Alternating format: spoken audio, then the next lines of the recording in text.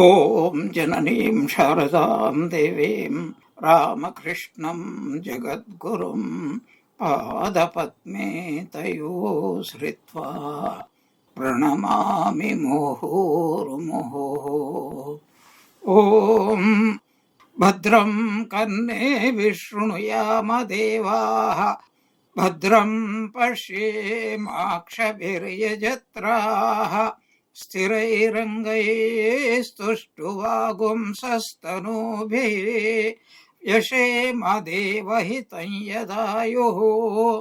ಸ್ವಸ್ತಿ ನ ಇಂದ್ರೋ ವೃದ್ಧಶ್ರವಾಃ ಸ್ವಸ್ತಿ ನಃ ಪೂಷಾ ವಿಶ್ವವೇದಾಃ ಸ್ವಸ್ತಿ ನಸ್ತಾರ್ಕ್ಷ್ಯೋ ಅರಿಷ್ಟನೇಮಿಃ ಸ್ವಸ್ತಿ no ಬೃಹಸ್ಪತಿರ್ದಧಾತು. Om Shanti Shanti Shanti. Hari Om. Om. O gods, may we always hear with our ears what is auspicious. O worshipful ones, may we with our eyes always see what is auspicious. May we live our allotted life hale and hearty, offering our worship unto Thee. May Indra of ancient fame bestow auspiciousness on all of us. May the all-nourishing portion be propitious to all of us. May Garuda, the destroyer of all evil, be well disposed towards all of us. May Brihaspati ensure all our welfare. Om. Peace, peace, peace be unto all. We have come to the end of the Mandukya Upanishad, Mandukya Karikas, the 4th chapter. In our last class, we have been discussing the very last Karika Shloka, and this last Shloka is the ultimate meaning of the entire, not only Mandukya Upanishad, but all the Upanishads, not only all the Upanishads, Smruti, Shruti, Purana, Tantra, Christianity, or Islam, or Buddhism. What is it?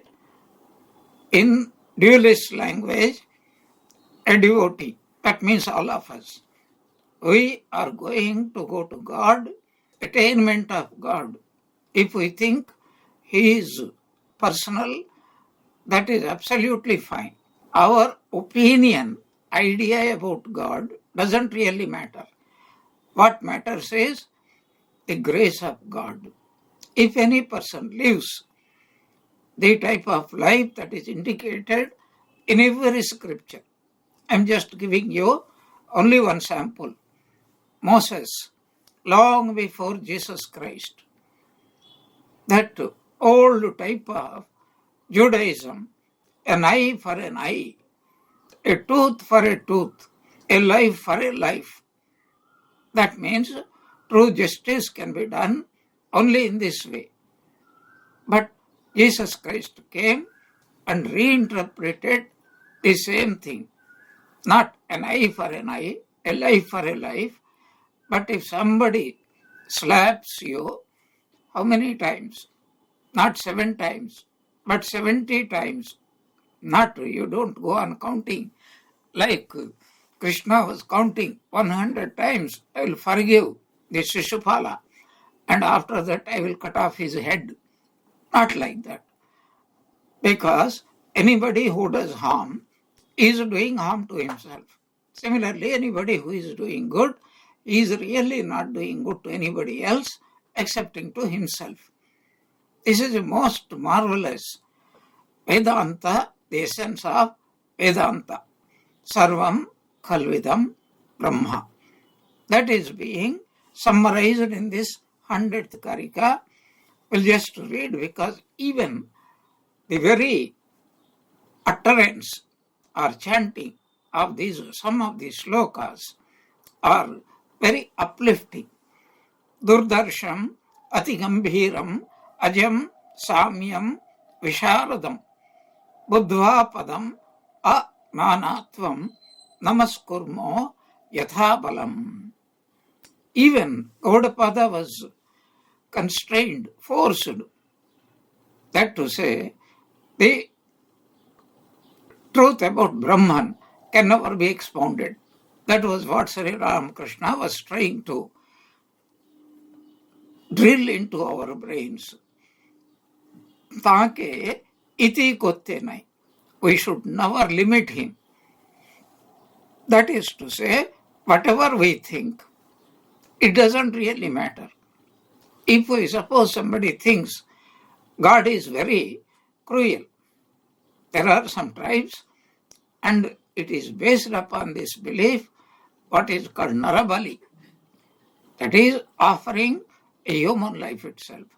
Sometimes I myself am inclined to think, what is so great about human life?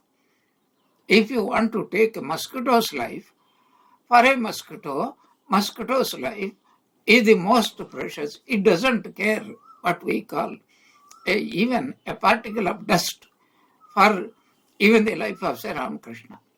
So far as it is concerned, its own life is the most precious thing in this whole world. For each one of us, the same truth holds good.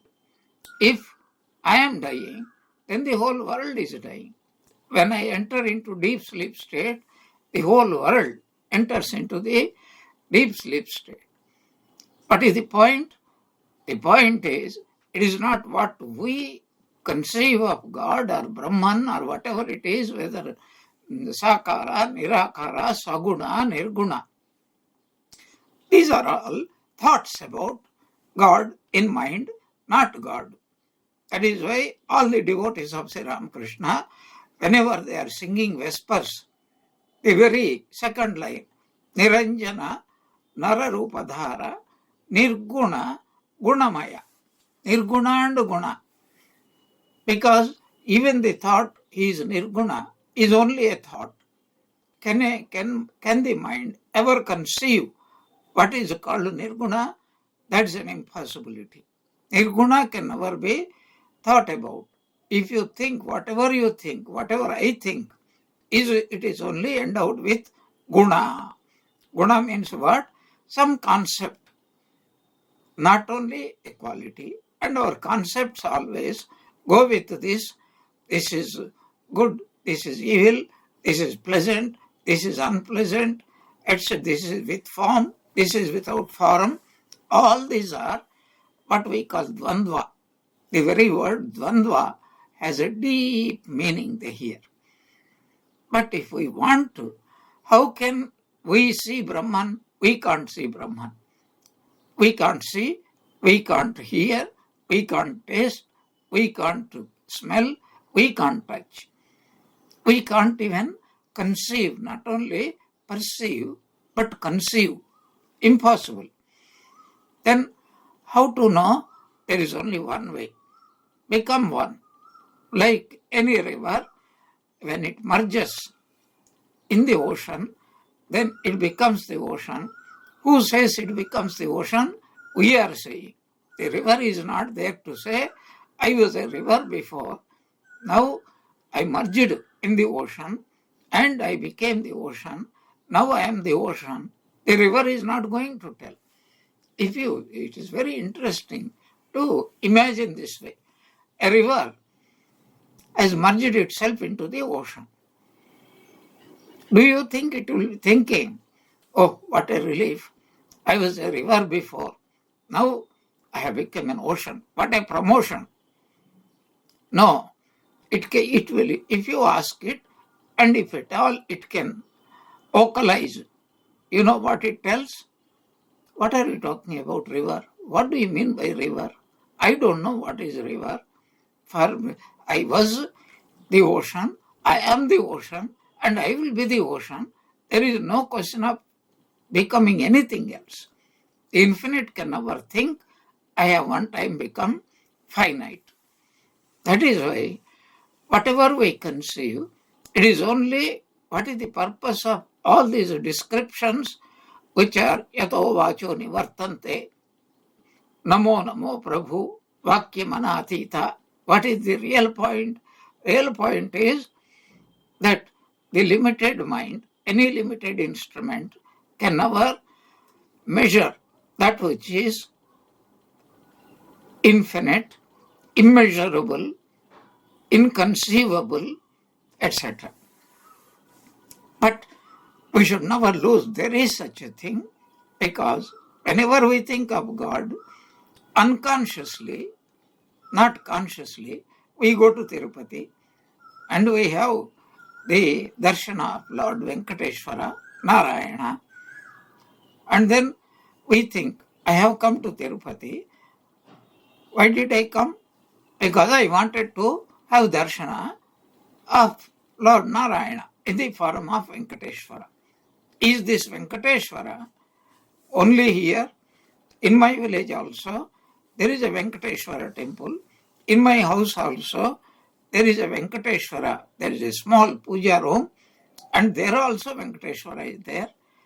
And wherever I go, even if I go to America, Australia, there are devotees who have got Venkateshwara in their not only temples, but in their own private houses.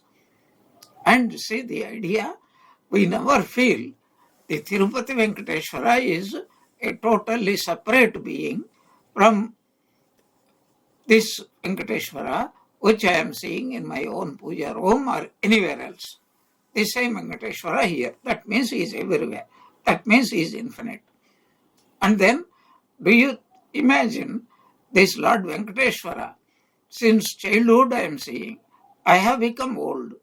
Does Venkateshwara also become old like me? No.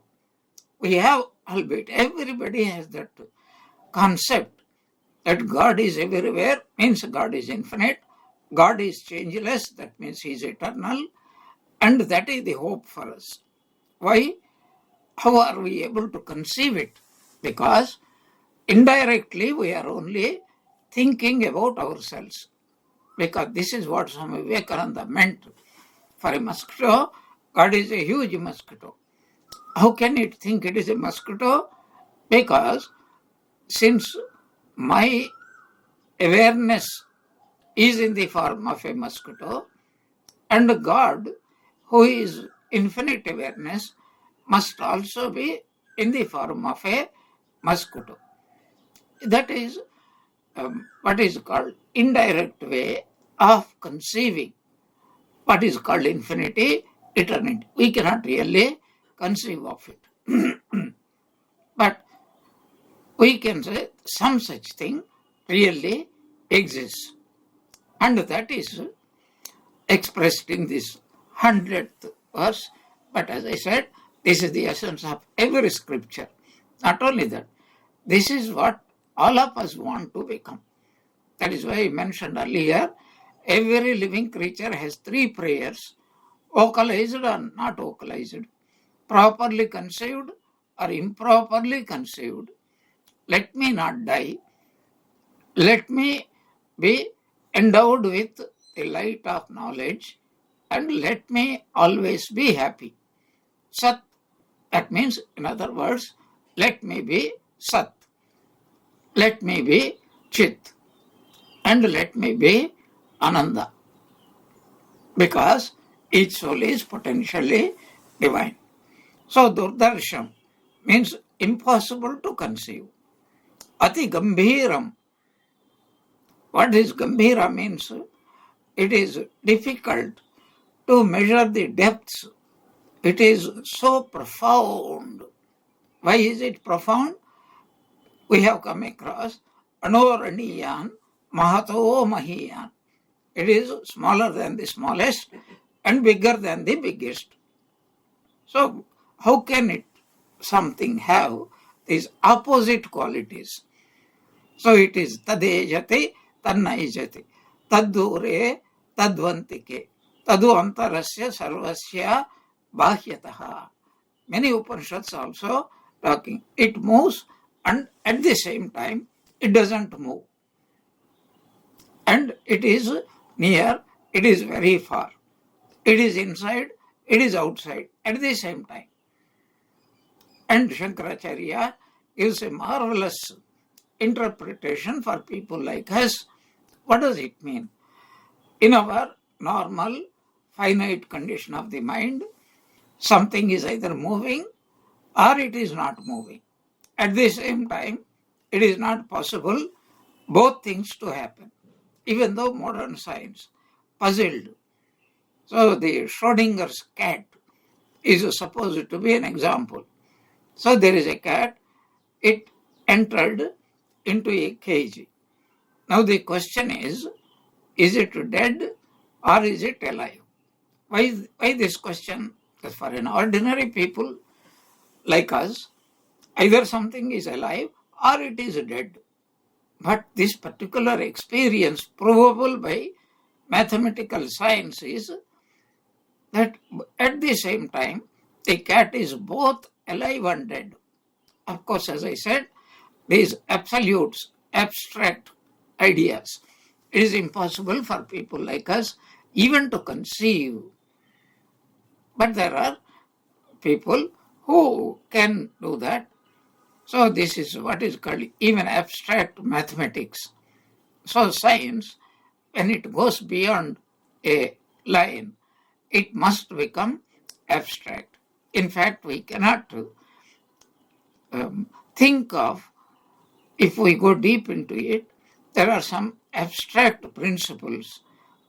They are the foundation of the science itself.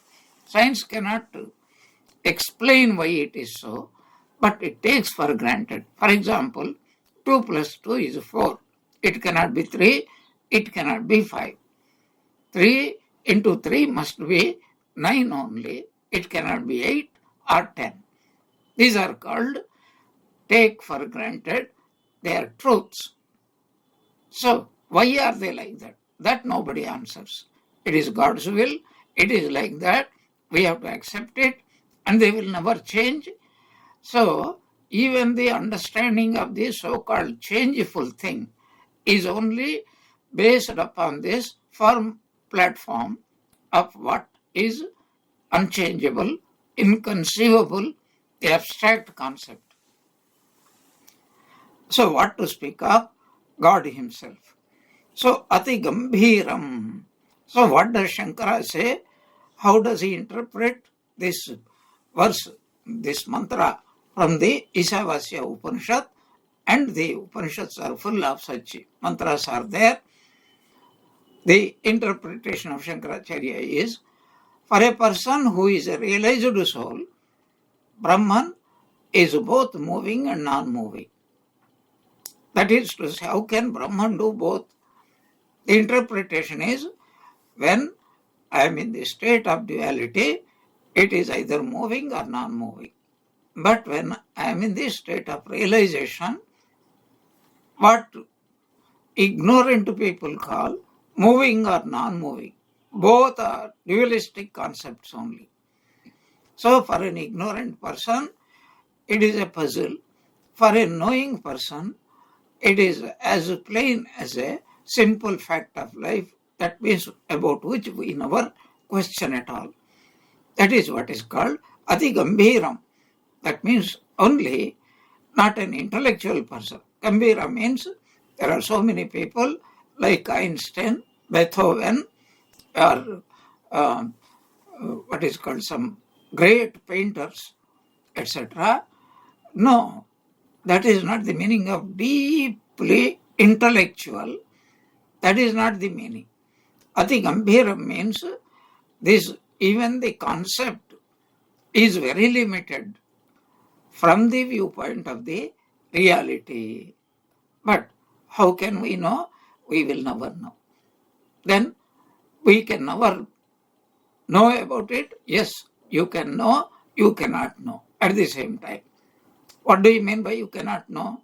With this limited mind consisting of time, space, causation, we can never know. But when I become one with it, then I know what I am. So we should never use I know Brahman. The plain translation should be I know myself.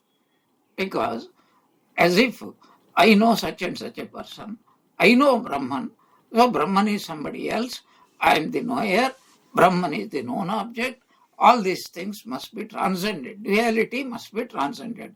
I am.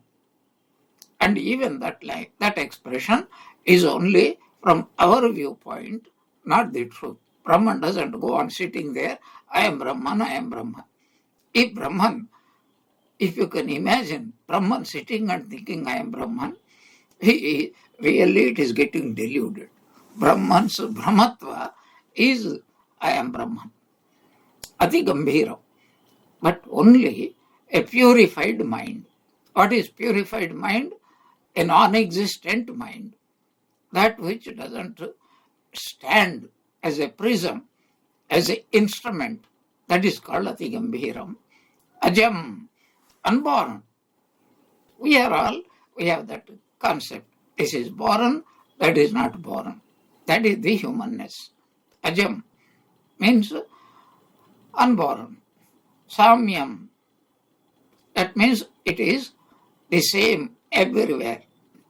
Visharadam, and it is the purest of the pure. We have seen this word Visharadam, that has come earlier, Karikas also. Buddhva Padam. Buddhva means knowing, but here it means having become one Padam with that state. That means having become Brahman. Nanatvam. Then only this multiplicity will become completely destroyed. There is no nanatvam at all. And this is the very essence. Dugdham Gitamrutam Mahat. And then, what can I say?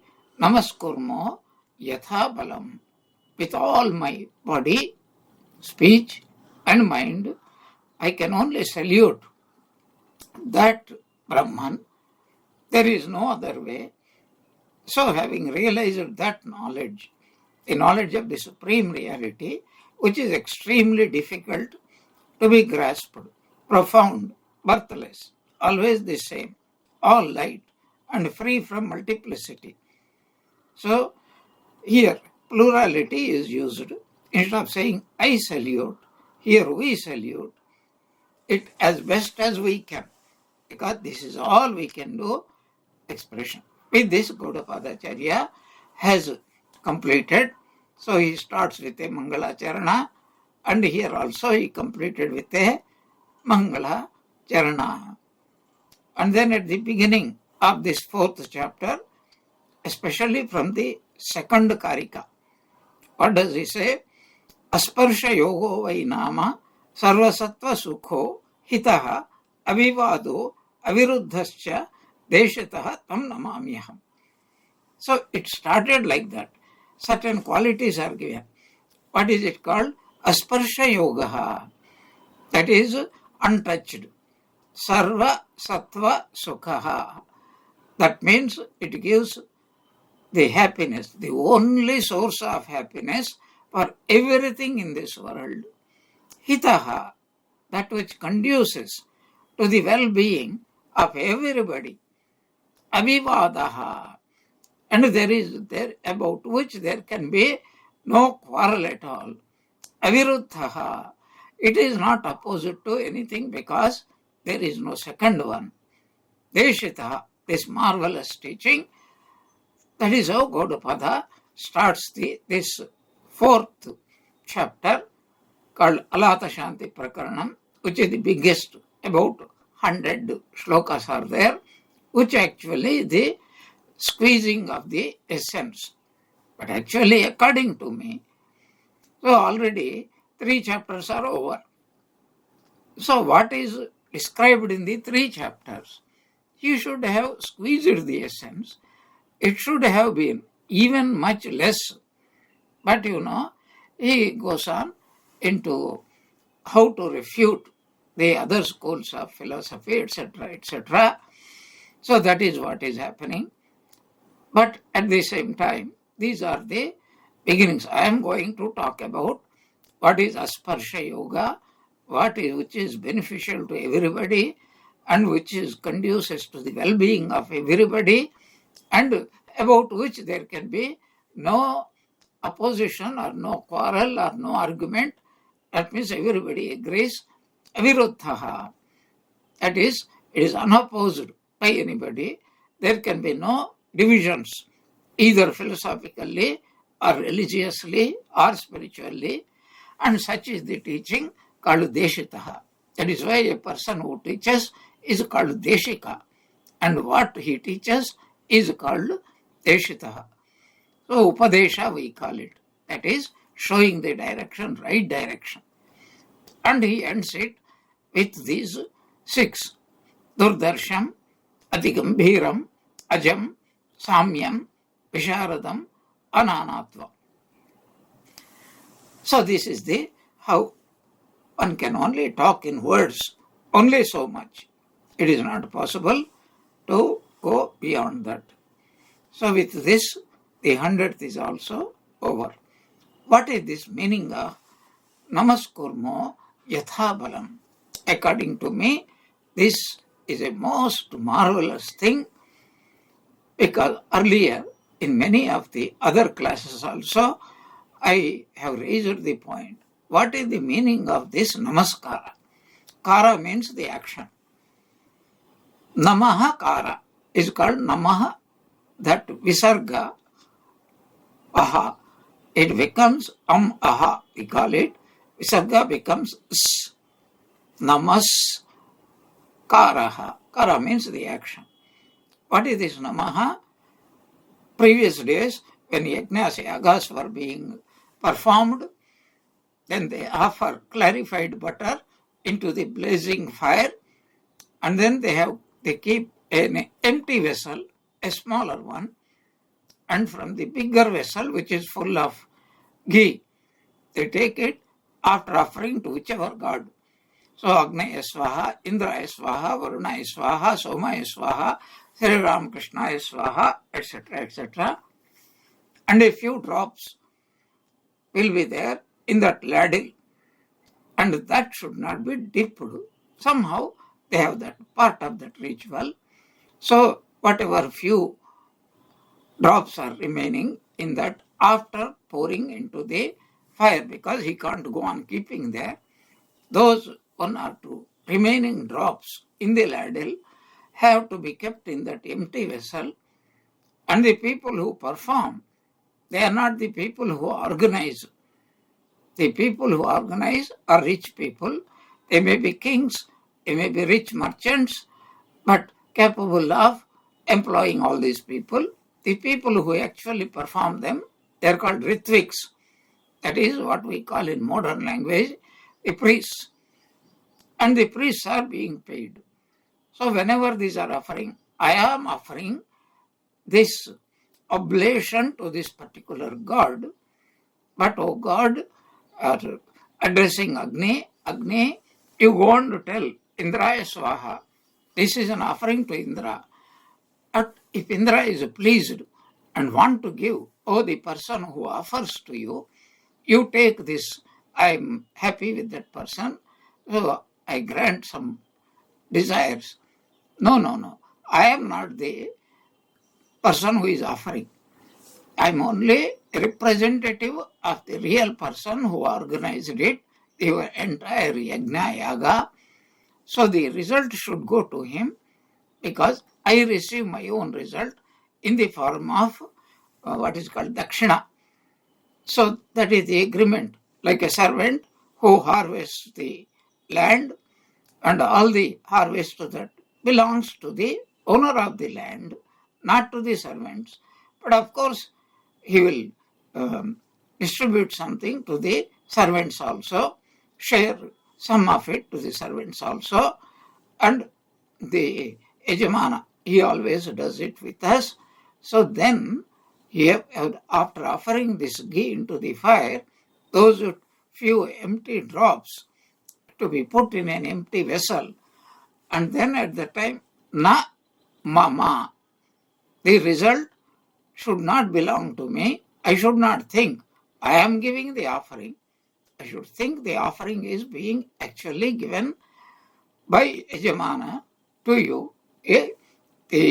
Your boons, whatever you give, must belong to him.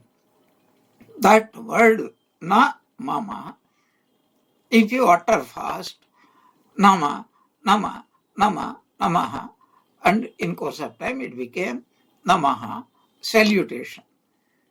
Salutation also means there is also something. When two sadhus meet in some place, then you know what they do? Narayana, Om Namo Narayanaya. Salutations to Narayana. So that means what? That I am seeing Narayana himself. So who is doing namaskara to whom? Am I doing namaskara to Narayana? No. Narayana is doing namaskara to Narayana. How do we know? Because the other sadhu also, he also replies, Om Namo Narayanaya. So this sadhu sees Narayana in the other person, and the same thing happens with the other person also. So let us both see God himself. And it is true because I am able to see Narayana in this person or in either person only because by the grace of Narayana. That is why in the Bhagavad Gita, in the 11th chapter, Arjuna says, I want to see. So Krishna says, so you cannot see me with your human eyes. Swachakshusha drashtum asakyaha. It is impossible. Divyam dadamite chakshu pashyame yogam aishwaram. So I will give you my eyes. Divyam means what? My eyes I will give you. Because how I perceive myself, that I will grant you. And with those eyes, when you say, you know that it is me. That means what? You do not exist, only I exist. That is the meaning of it. So, here also, namaskurmo, that is, whatever is way is possible, through either words, through deeds, through bowing down, but above all, with this knowledge that we are bowing down to whom? To Brahman. Actually, when we realize we are also Brahman, who is bowing down to whom? This is beautifully expressed in many of the, what is called, Astavakra Samhita, etc. Tasmai mahyam kurmo namo namaha. I am Brahman, and therefore I salute myself. Because even if somebody says, I am saluting you, very interesting, supposing a disciple salutes the Acharya, and imagine that Acharya is a realized soul. Do you think that realized Acharya will ever even allow the thought to enter into his mind? Here is my disciple, I am his guru, and he is bowing down to me. I accept his namaskara. I am superior, he is inferior. I am the teacher, he is the student. Impossible. And Sri Ramakrishna echoes this beautiful sentiment, that is, in the form of a small incident. Shukadeva was sent by his father to Janaka. And Shukadeva approaches and requests Janaka Maharaja, so you teach me about Brahman. And immediately Janaka Maharaj says, you give me dakshina right in the beginning. So nowadays it is opposite, you know. First you enjoy and pay later on. But in those days, neither God nor any wise Acharya, they don't accept that philosophy. First you pay, then we will see whether we want to give you something or not. So give me fees, dakshina. And Shukadeva was wise enough to question him.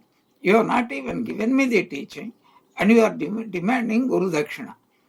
And then Janaka said, so once I tell you, you are me and I am you, then you will not recognize me as a guru. And who is going to give to whom? Therefore, I am demanding right at the beginning itself. So who is going to salute whom? Brahman doesn't certainly salute Brahman.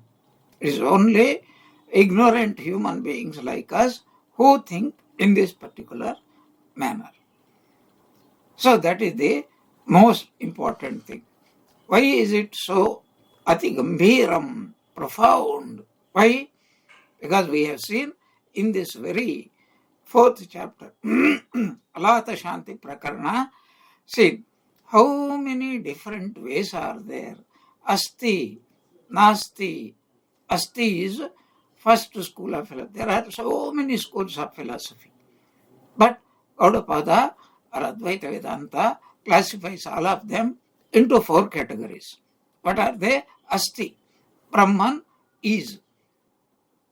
Then Nasti, Brahman is not. Second view. What is the 3rd school?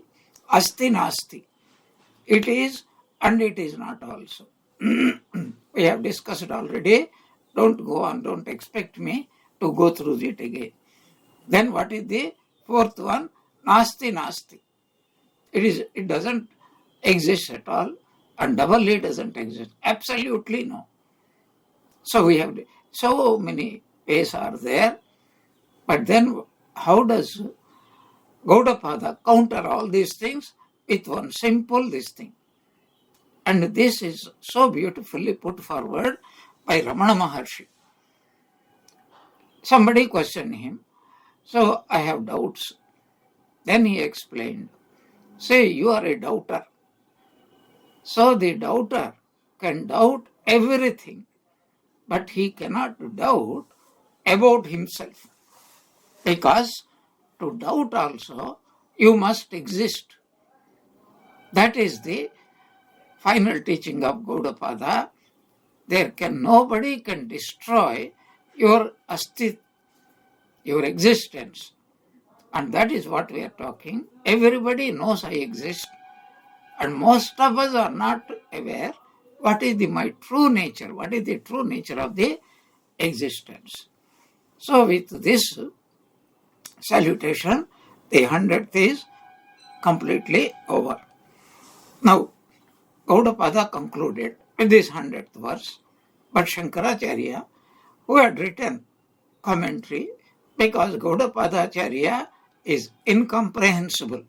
There are so many, sometimes a little bit understandable and sometimes not so understandable. Shankaracharya has a facility, superb linguist. He can write so beautifully, simply, profundity and simplicity. Swami Vivekananda perhaps even surpasses Shankaracharya in that respect, the highest truths in the simplest of English language. To understand the meanings, word meanings of Swami Vivekananda's language is very easy.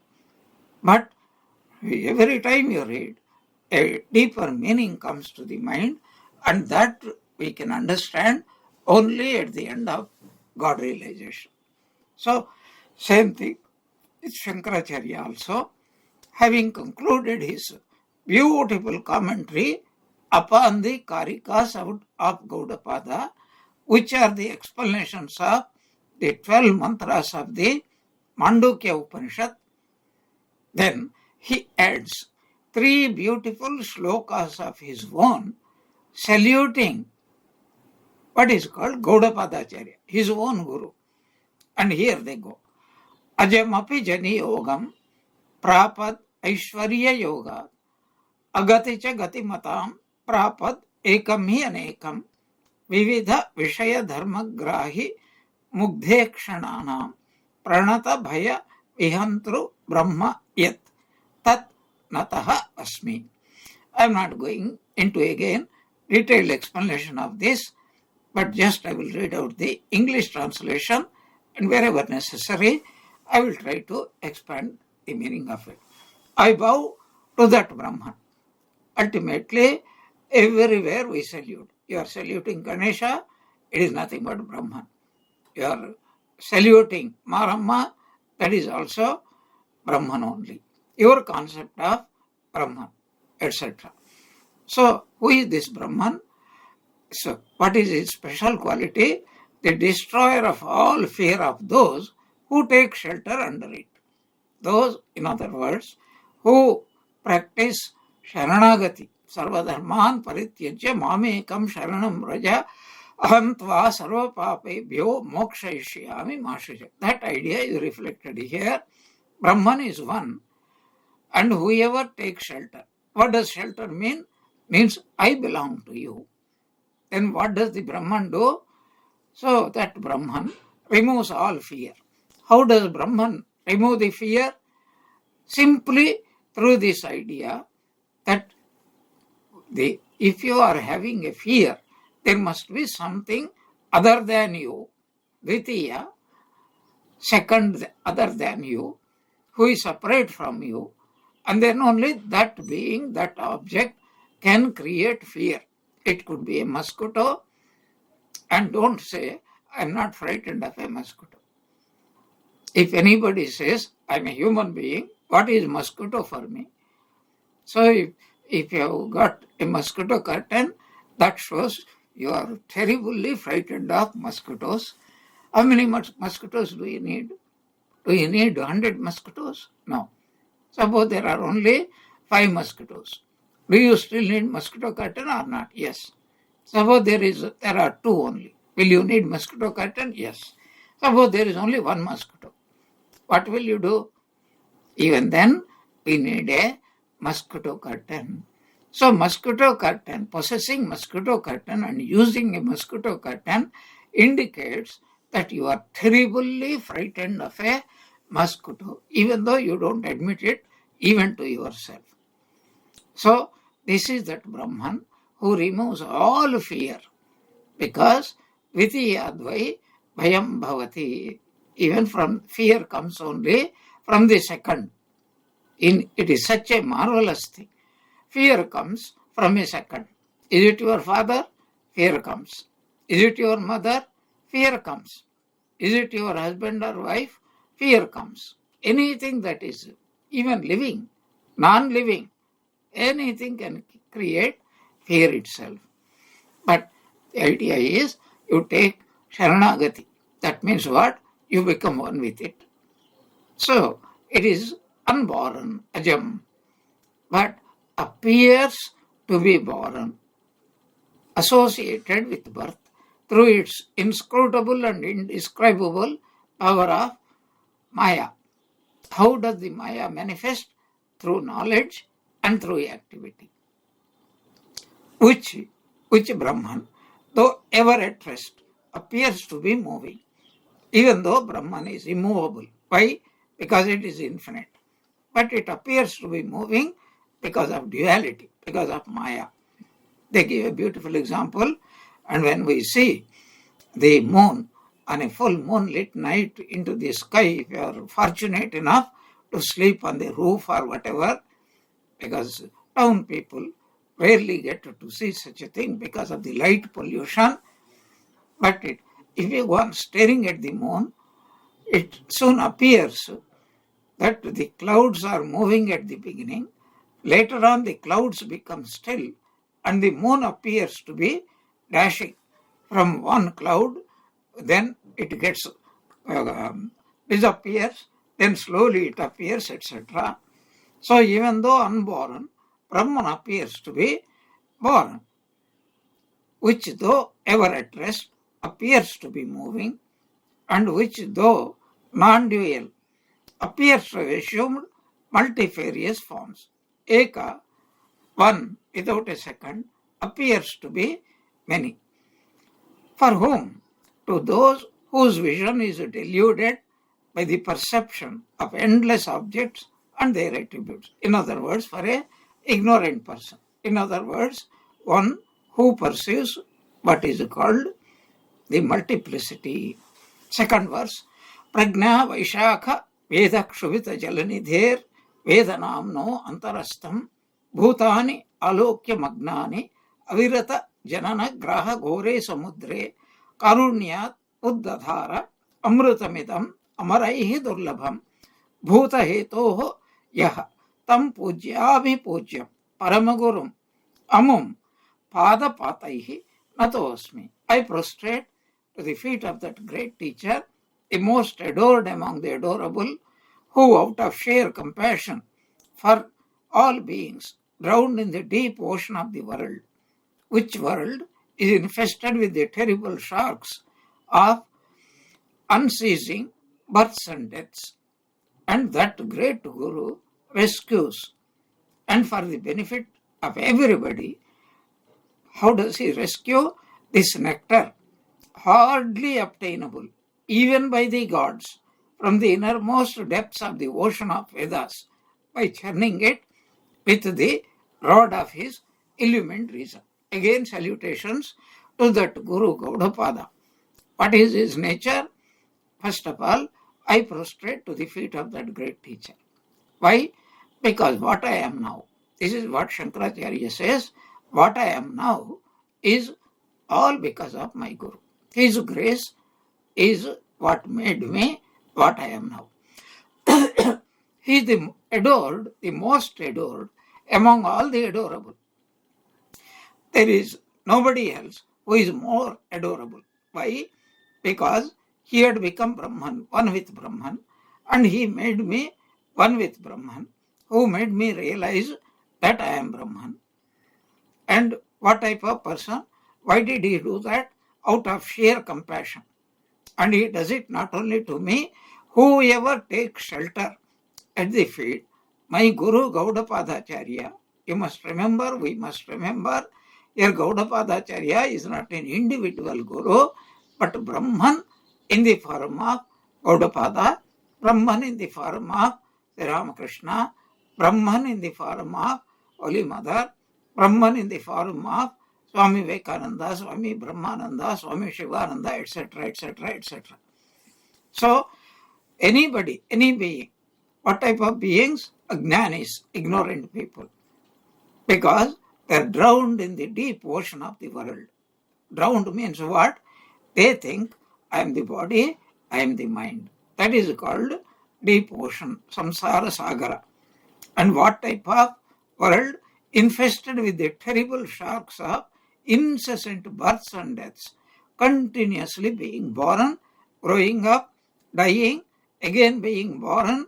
How many? 84 lakh janam. And the grace of this great Guru, not because of our effort, but our only effort is to strive our utmost to take shelter. So he rescues. How does he rescue the Ajnanis? How does he do it? Because he churns this great ocean called the Veda Sagara. Just like in the Bhagavatam we get the Kshira Sagara Mathana, churning of the milk ocean. And then what happens at last? The Amrita, which can make a person immortal. That Dhanvantari, that is the possessor of Amrita, Bhagavan himself, in the form of the Dhanvantari. He comes and only he can give. The law is, whoever has got, only he can give. And whatever he has got, only that he can give. So this Guru, he himself had dived deep into the ocean of all the Vedas. So Veda Sara Amrutam, called Veda Amrutam. What is Veda Amrutam? Tattvamasi, Svetaketu, thou art that, O Svetaketu. You are none other than Brahman.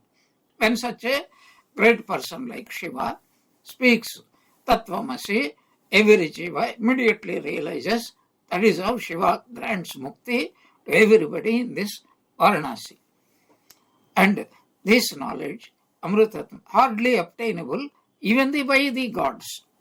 We see in the Katha Upanishad also that Yamadharmaraja himself says, Devair atrapi vichikitsitam pura. Even gods had no knowledge of this Brahman.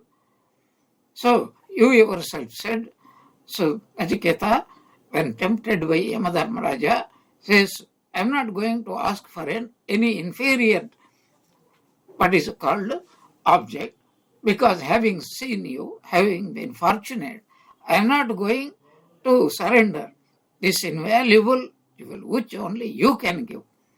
So, obtainable, not at all obtainable, even by the gods. And this great Guru called Gaudapadacharya. Remember, for an enlightened soul, Guru is not a human being, is Brahman himself. So, where from did this great Guru, in this instance Gaudapadacharya, bring that nectar from the innermost depths of the ocean of Vedas, that is, the Sara of all Vedas, that is, the very essence. What is it? Tattvamasi Shvetaketo. Thou art that. Tattvam Brahmasi. You are Brahman. By churning it with the rod of his element reason. Only he could do it, nobody else could do it. And Shankara concludes, Yat Pragnalokavasa Pratihatim Agamat Swanti Mohandhakare Majjo Unmajjascha Gorehi Asakrit Upajano Danvati Trasaneme Yat Padau Ashritanam Shruti Shama Vinaya Prapti Agrahya Mogha Tat Padau Pavaniyo Bhava Bhaya Vinutau Sarva Bhavaihi Namasye. I salute with my whole being Tanu, Vacha and Manasa. Manasa, Vacha, Karmana.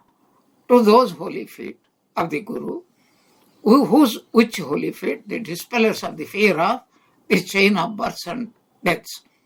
Once that grace of God in the form of the Guru comes, then there is no Punarjanma. Of my great teacher, who through the light of his illumined reason destroyed the darkness of delusion enveloping my mind, I would never have been able to do it because of the grace.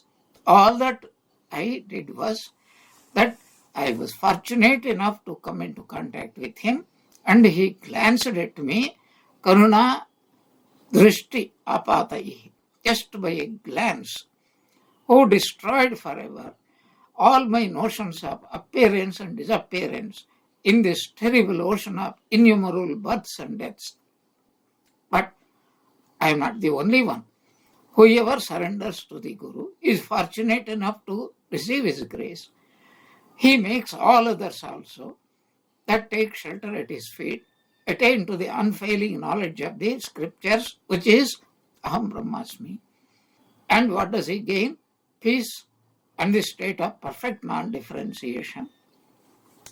What is called complete identity with Brahman he attains. But all this is possible only by the grace of the God. That is what Bhagavan Krishna also says, that you surrender yourself to me, I will take care of you.